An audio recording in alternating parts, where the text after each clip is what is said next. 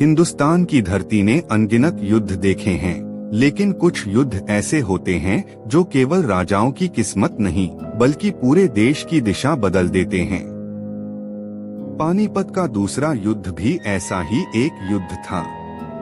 यह युद्ध सिर्फ दो सेनाओं के बीच नहीं था, बल्कि एक तरफ था अनुभवहीन लेकिन वैध मुगल सम्राट अकबर और दूसरी तरफ था एक साहसी, महत्वाकांक्षी और आत्मविश्वास से भरा योद्धा, हेमू विक्रमादित्य। यह कहानी है सत्ता, महत्वाकांक्षा, विश्वासघात, वीरता और किस्मत के खेल की। अध्याय 1, बाबर से हुमायूं तक टूटा हुआ मुगल साम्राज्य।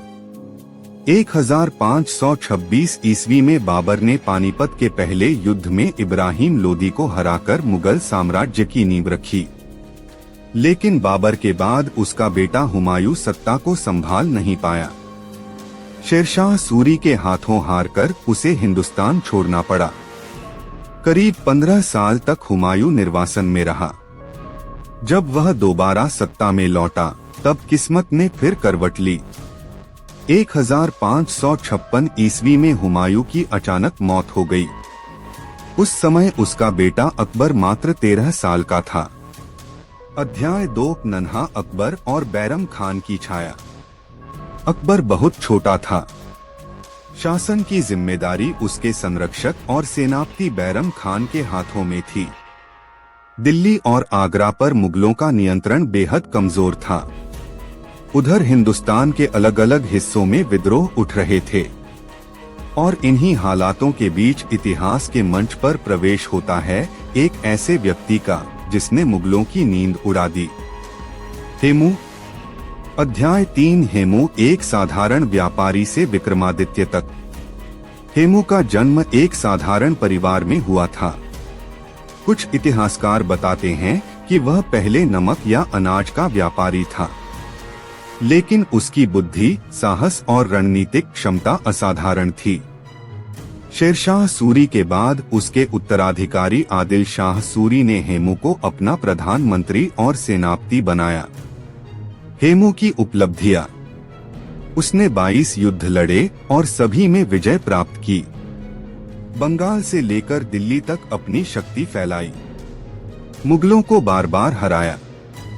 हेमू केवल सेनापति नहीं था, वह खुद को हिंदुस्तान का स्वतंत्र सम्राट बनाना चाहता था। अध्याय 4, दिल्ली पर कब्जा, हेमू का स्वप्न साकार। 1556 में हेमू ने आगरा और फिर दिल्ली पर हमला किया। मुगल सेनाएं टिक नहीं पाईं। दिल्ली जीतने के बाद हेमू ने खुद को महाराजा विक्रमादित्य घोषित किया। यह एक ऐतिहासिक क्षण था, दिल्ली की गद्दी पर एक हिंदू सम्राट। लेकिन यह जीत स्थायी नहीं थी। बैरम खान ने तय कर लिया कि अब निर्णायक युद्ध होगा। अध्याय 5, पानीपत का मैदान फिर से इतिहास का केंद्र। 5 नवंबर 1556। पानीपत का वही मैदान जहां 30 साल पहले बाबर ने इतिहास रचा था। सेनाओं की स्थिति। हेमू की सेना लगभग 30,000 सैनिक, 1,500 युद्ध हाथी, अनुभवी योद्धा। मुगल सेना लगभग 20,000 सैनिक, नेतृत्व बैरम खान के हाथों। अकबर पीछे सुरक्षित स्थान पर। संख्या और अनुभव में हेमू आगे था। अध्याय 6, युद्ध की शुरुआत, विजय की ओर बढ़ता हेमू। सुबह होते ही युद्ध शुरू हुआ। हेमू खुद अपने विशाल हाथी पर सवार होकर सेना का नेतृत्व कर रहा था। उसकी सेना ने मुगलों पर जबरदस्त हमला किया। मुगल पंक्तियां टूटने लगीं। ऐसा लगने लगा कि आज मुगल साम्राज्य का अंत तय है। बैरम खान भी घबरा गया। अध्याय 7, किस्मत का तीर, हेमू की आंख में लगा बाण। तभी अचानक एक अनहोनी हुई। मुगल सेना की ओर से चला एक तीर सीधा हेमू की आंख में जा लगा। हेमू बेहोश होकर हाथी से गिर पड़ा। उसके सेनापति समझ नहीं पाए कि क्या हुआ। अफवाह फैल गई, हेमू मारा गया। बस यहीं से युद्ध की दिशा बदल गई। अध्याय 8 सेना का टूटना और निर्णायक हार। नेतृत्व के बिना हेमू की सेना बिखरने लगी। मुगलों ने मौके का पूरा फायदा उठाया। हाथी पकड़ लिया गया। हेमू को जीवित पकड़कर बैरम खान के सामने लाया गया। अध्याय 9 हेमू की मृत्यु एक विवादित क्षण। बैरम खान ने अकबर से कहा, यह तुम्हारा पहला जिहाद है, इसे मारो।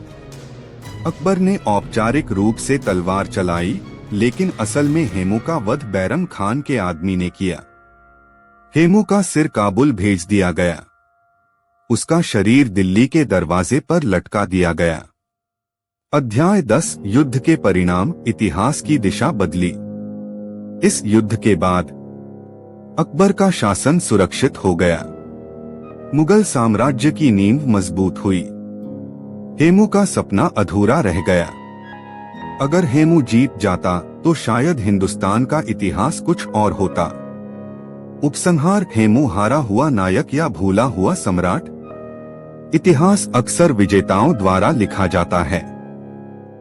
हेमू हार गया, इसलिए उसे वो स्थान नहीं मिला जिसका वह हकदार था।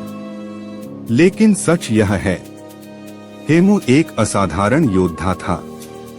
उसने मुगलों को सबसे बड़ी चुनौती दी। वह दिल्ली का अंतिम हिंदू सम्राट था। पानीपत का दूसरा युद्ध